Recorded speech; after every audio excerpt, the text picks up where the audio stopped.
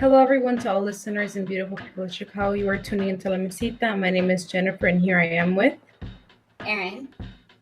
Today we have a wonderful human being on, Raymond Norwood, who has been running local electronic label ETC Records for years, along with introducing his own art and supporting the local and international scene. His music has taken him to different countries and stages to show his musical work. Lo-fi beats, hip-hop, jazz, experimental, and other sounds are what characterize the sound. Radius aspires to inspire, heal, and bridge community by any means necessary. He is currently one of the founders of the project The Love Bridge, which helps the communities most in need in the Chicago area, and at the same time encourages help to others. Here at La Mesita with us is Radius. Hello, Radius. Welcome. Hey, how are you? Thanks for having me here. You're welcome. We know everybody has a different approach to music, but we are curious. What was the first music experience in your life? What comes to my head right away is my grandfather. My grandfather is still alive, bless his soul. He's a bassist, and though not really active now, I have memories of seeing him with my grandmother's house, one of the houses I grew up. West Inglewood and Ashburn, and the two different neighborhoods of they moved between in different parts of my life. But I remember him practicing the bass, so that sticks out to me first off. Also, when I first saw the movie Malcolm X by Spike Lee, that soundtrack, I used to wear that soundtrack out. That was amazing. It's when I really got exposed to John Coltrane music and Beans and Cornbread. That song Beans and Cornbread were two that really stuck out to me. So those come to my mind. Mm-hmm. You make a lot of different types of music. Is there any music genre you would like to try but are afraid to do? Well, basically now, I call my genre of music reality. Just myself, I don't really subscribe to specific genres. So when it comes to music, I'm not afraid, especially now. I think it's more so about tapping into myself more and others more with different instruments as opposed to the specific genre these days. So what I will say that I have had a long time to want to do something more rock related, or front like a rock bandish kind of thing. So I haven't really done that yet, but I'm sure that'll happen. When you're making music, how is the creative process like? Like, do you already have a vision in your head, or do you just freestyle it? It depends on the setting and the mood, the moment, how I'm feeling. And what happened that day or what happened in that moment. I mean, process things differently. So I used to have more of a structure, but as I started to work a lot more with different people and improvise more in a live setting, then that barrier kind of broke through. So sometimes I could start from a sample from a record or another medium, get a sound and chop it up or loop it up. And sometimes now, since I've been spending more time with the bass, guitar, and African thumb piano and different instruments, sometimes I can start off with that, or start off with drums on my drum machine, or it all kind of depends on the space and the mood. Mm-hmm. What do you want your audience to feel when they listen to your music? Happy, relaxed, zen? That's a great question. I think I really want them to feel how they want to feel. I don't want to. I mean, I would like to encourage a more positive vibe, a more healing vibe. Help to bring some kind of balance into the space, but it's also that can change too with the mood. I would like a journey and them to go with me on the journey, so we can channel into all types of different spaces, moods that way. Yeah. Is there any artist that you get your musical inspiration from? Ooh, that changes all day, every day too, constantly. one that comes to my mind a lot is Madlib. I mean, Madlib is a big bro to me. I respect him a lot, you know, and he doesn't stick to a specific genre or space, and always evolving and changing. And I personally know him too. You know, it's not easy to contact him much, but I respect him a lot. And Sun Ra comes to mind a lot. Just people that can't put a box on their sound or their who they are. They're constantly evolving. So I wish to constantly evolve as well. What have been your epic collaborations that you have had with other artists, either locally or internationally? Wow, awesome question too. Wow. What comes to mind right away is, of course, my immediate circle. I have a lot of groups, and I'm very grateful to be a co-founder of these groups. So currently, I'm really constantly inspired by a good friend of mine, Sunny Days. His label is Division 81. Also Sam Trump. Really love working with him. That's my brother, you know, him too. And my group Beyond Luck with Moppy and Layla, and Leo 123, my group Lego, so Lago. I'm constantly inspired. MC Sense I work with, and I'm saying I'm always we're constantly working and inspiring each other. But if I really want to go to another big bro that I really have admired for a long time and been able to share space with, Jeff Parker. Jeff Parker of the group Tortoise, and a lot of his own groups. I'm highly inspired by him, and so to be able to work with him and to trade music with him is an honor.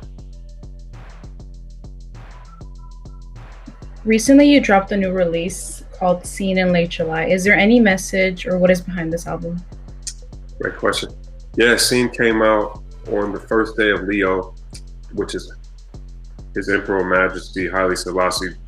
That's the day that he was born. So I gave respect to So it's a lot of things. So I've been pretty nomadic over the years, and I'm inspired. I went to Ethiopia last year and Morocco. These are all trips that I took upon myself, you know, and a lot of my influences come from my travels, and I'm really into Pan-Africanism and solidarity of the African diaspora, which extends far beyond Africa, and a lot of these things tie into that. And I did a lot of healing, self-healing, when I was creating this album, because I was out here when we were locked down more so, and I was really working on that music a lot. So, and it was just right around after my birthday time. I'm Aries, so that's fire sign, and Leo is fire sign. I was channeling a lot of these things. So, but it's also dedicated to dub and roots music, which has a big influence on me.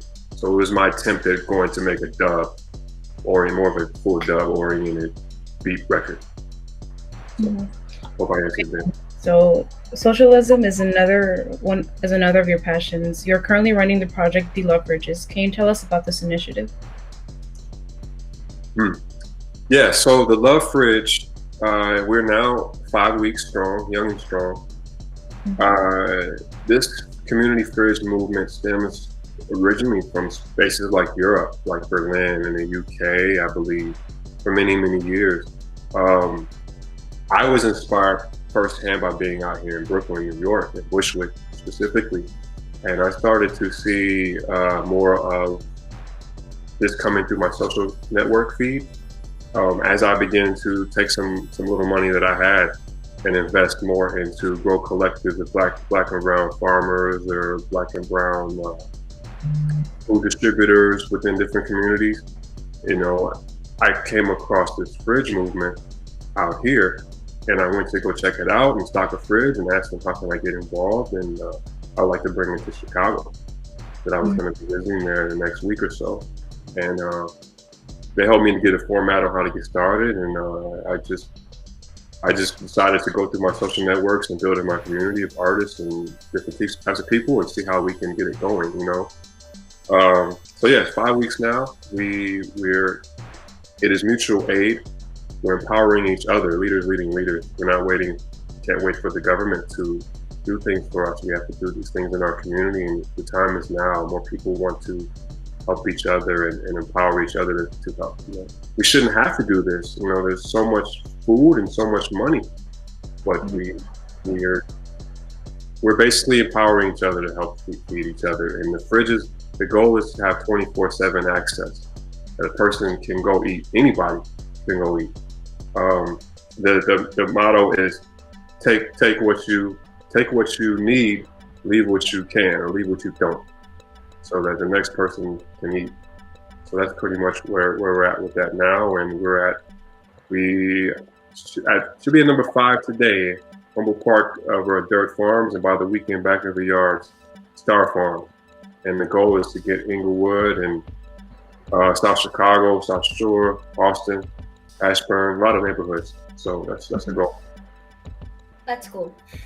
Working on it. Did you or someone you love ever experience food insecurity? Yeah, definitely. And even though this is a Chicago community and multiple communities, we deal with so much segregation. I look at all these places as one community. Mm-hmm. And so, yeah, I've definitely, especially traveling around in a nomadic sense and going through different spaces and having EBTs. I currently have EBT, school stamps, and there's nothing wrong with that, but yeah, I definitely know what it's like, and I have family or friends go through it and try our best to help each other when we can. What do you want the Love Fridges project to be someday?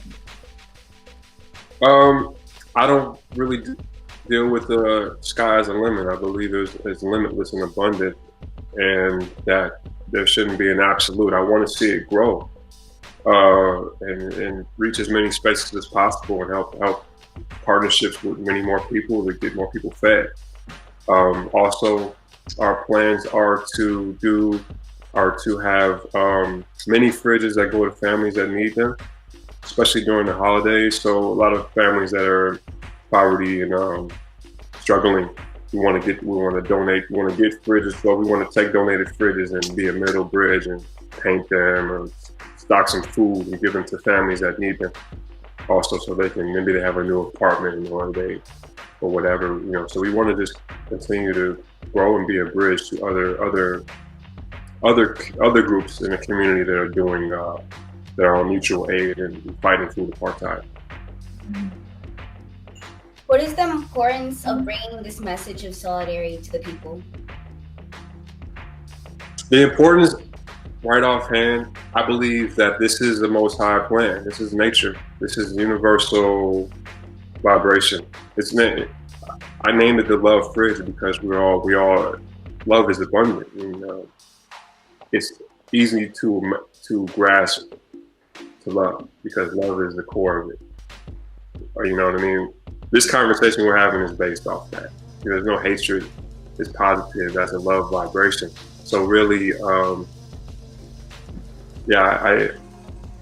just want that to expand and to further inspire, and to not depend on some other entity to come and save us. The government and all these other things. Though these kind of principles stem from a so-called anarchy type of thing. Also, outlined in Ras and I. It's a bridge, and so community and empowerment is the key. So just really want that solidarity. I want to see more people eating happy. Where can we find information about this project, and how can we as a community help out? Wonderful question. So on Instagram, we're at the Love Fridge. At the Love Fridge Chicago. Mm-hmm. Spelled the regular way. And then the website is thelovefridge.com.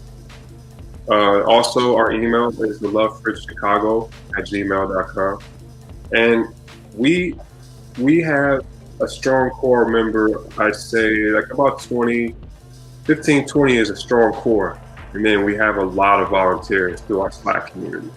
So if anyone wants to get involved and is trying to do things like help us find fridges or help us find businesses that'll help us power a fridge, whether that be private property, someone's home, or a bike shop or record store or a restaurant or any type of business that you think in the community that's accessible would be down to like help power a fridge, and that'd be a helpful host. Be a host. Then there's that. Then we also have volunteers that will be helping us to maintain and clean and stock the fridge as well, or help take food from one location to another. Or you might know a business that cooks wonderful non-processed, more higher quality food and would like to possibly donate food to these fridges. So there's a lot of different ways to get involved with it. We're all volunteering, or you might be an artist in your community that wants to help paint more. So yeah, these are the things that we're doing. And once we're able to open back up in these spaces, and I definitely being involved in music and all these things, I think that we'll be able to come together and participate more. At what age did you start being conscious about social movement and awareness? My family, especially my mother and my aunts, and they always were encouraging and enlightening us about different subjects, and just seeing things in our community. But then in high school, getting really into hip hop. Hip hop really opened up a whole lot, b-boy and breakdancing and finding records, and I think that's where it started. Hip hop really is the core of it. Listening to artists coming up like KRS-One and Common and Most Def and Roots and Gangstar. I mean, so many artists were opening up. There's so many people. I think that in jazz grades too. I think coming up in music in general and hip hop, in addition to what my family instilled in me, which got me into that more. We noticed on your Instagram that you are vegan. How was this transition into this lifestyle? Wonderful question. So, vegan is a popular term. I don't necessarily call myself a vegan, but I respect vegan, vegetarianism. These are all different places. I come from, in a raw sense, of ITAL. So the ITAL is a full liberty. That's a full being of nature and just having a love for life in general, and I do have a lot of love and respect for animals. My first thing is my own being and how to raise my consciousness, and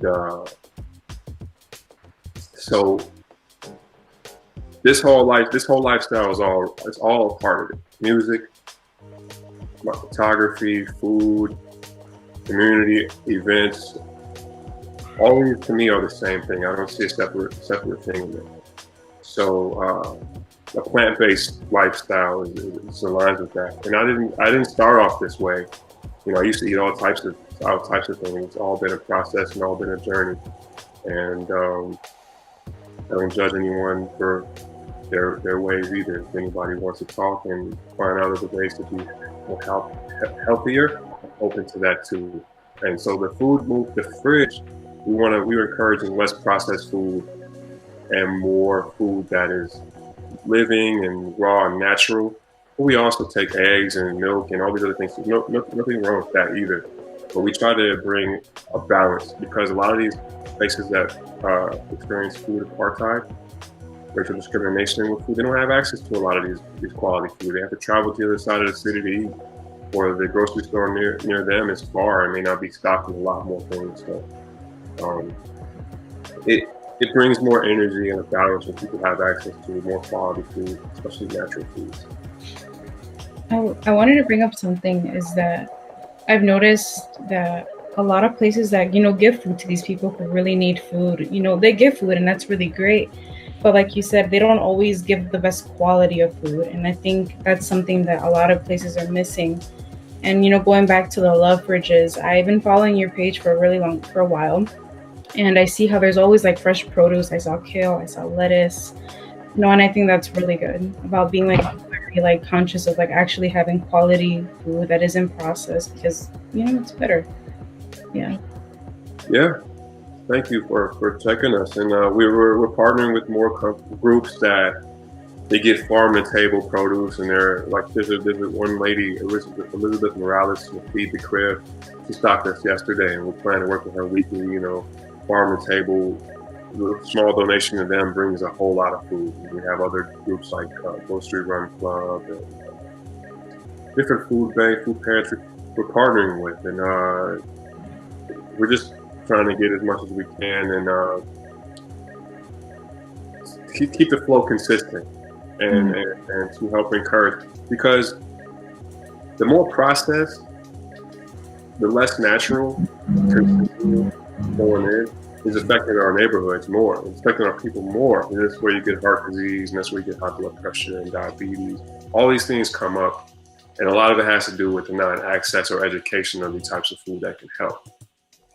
So like Imhotep said, let that food be thy medicine, medicine be thy food.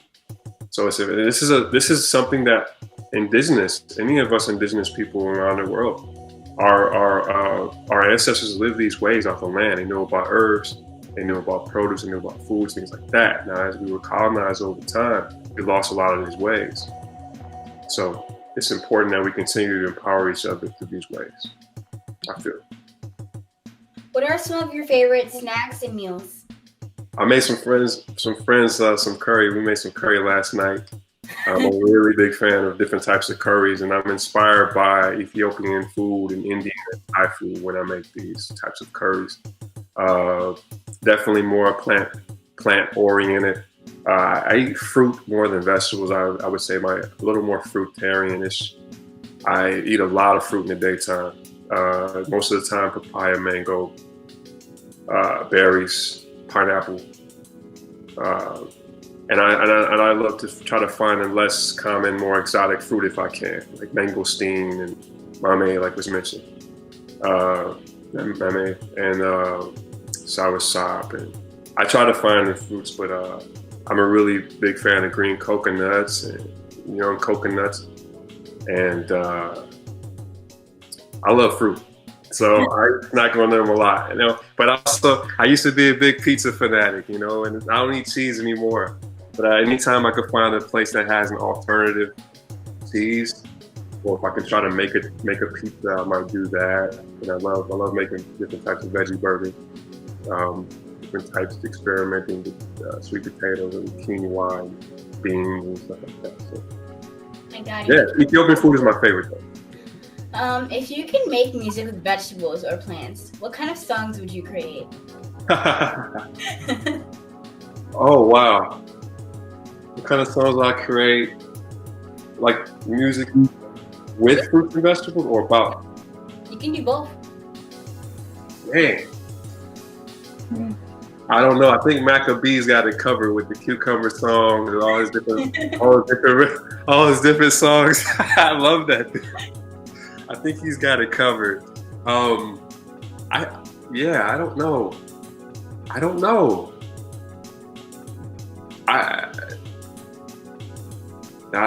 Something about fruit though. I could definitely talk about fruit all day. So yeah. If you could travel to any planet or star system, where would you go? I'm Aries. Supposedly I'm from Mars, so I guess I've already been to and from Mars. It's nice to be able to see in the nighttime. We can see these last couple months. We can see Jupiter and Saturn in the sky. That's really awesome. A lot of people I respect, like Sunrise from Saturn.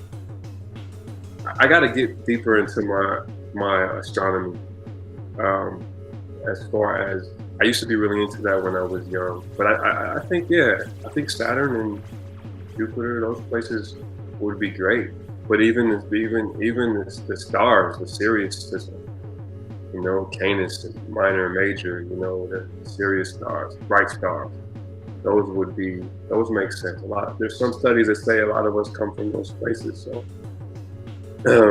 yeah, that's another conversation. If you had the power of teleportation, what would you use your power for? Wow. I have conversations about teleportation and time travel so much. That's a really great question. If I could teleport, what would I use the power for? Yeah. Yo, don't ask me that question, yo. I'm going straight to the White House. Kicking people out the White House. Right. I'm kicking out people out the White House, first off. You get that out of the way. Kick them all out. You know what I mean? Yeah. That's going to be the first start. I'm pretty much going to hop around like different governmental institutions around the world, kick them all out of their house. And then we're going to start all over again. Right. That's probably what we need to do. Yeah, we should do that. We should just go kick them out. I'm not saying I'm the all-seeing authority, but I can definitely help bridge a community of people together, go kick some people out of some houses.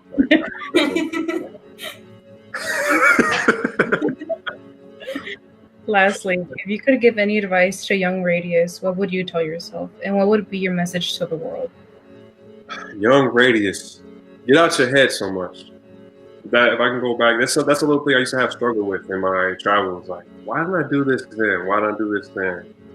You know, like, why didn't I tell my friend this? Why didn't I ask that girl out that I was dating? Why didn't I, you know, why didn't I speak up about, you know, if I could go back and do that, that's one thing that I would do. Like, get out your head and express more. And I found that now I'm more so creative in the music and now speaking. I hold my tongue less. I'm singing more too. So what my message to the world, do you be yourself. Don't depend and wait for everybody to tell you what to do. We all have the ability to breathe and live and be. So it's so easy to get distracted and all these things going on. I think, and it's hard. Easy, me too. Like, I'm using some rest for a lot of these things I'm doing. I feel like great to do, but I'm also neglecting the essential things, and that's myself too. Like, to just detach from some of these things and just be. So yeah. Well, Raymond, we had a wonderful time talking with you. Ramón, where can you find your music? My music can be found. My Instagram is @Radius Etc. @RADIUSETC. My label is Etc Records, etcrecords.com. That's also Instagram at ETC Media. And I have Mixcloud, Radius Etc. And there's some records that are floating out there too. If you're in Chicago, you might be able to get some stuff at Dusty Groove, Reckless Records.